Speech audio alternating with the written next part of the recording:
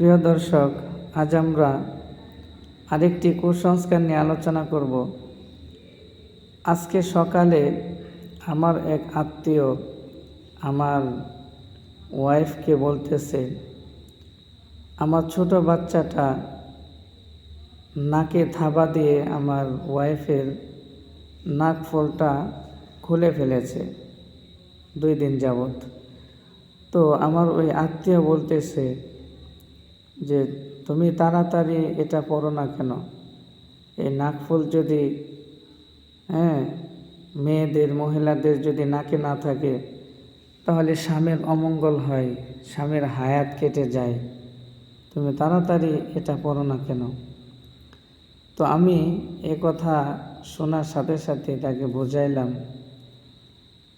তো এই বিষয়টা সমাজে অহরহ হরহামেশা অনেকে বলতেছে যে বিবাহিত মেয়েদের নাকফুল এবং হাতে চুড়ি না পরলে স্বামীর অমঙ্গল হয়, স্বামীর হায়াত কেটে যায়, স্বামীর সংসারে বরকত হয় না।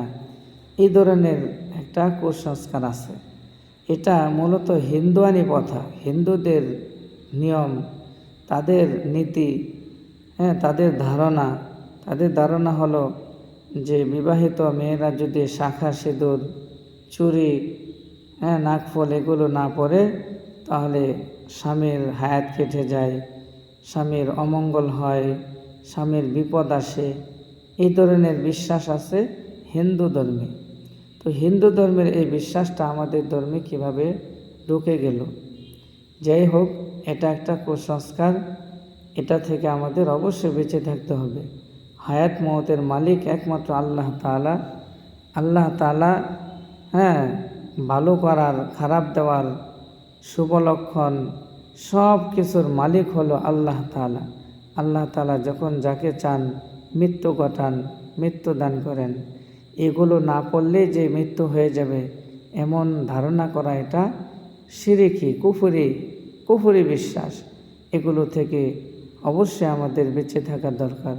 আল্লাহ তাআলা আমল করার তৌফিক দান করুক।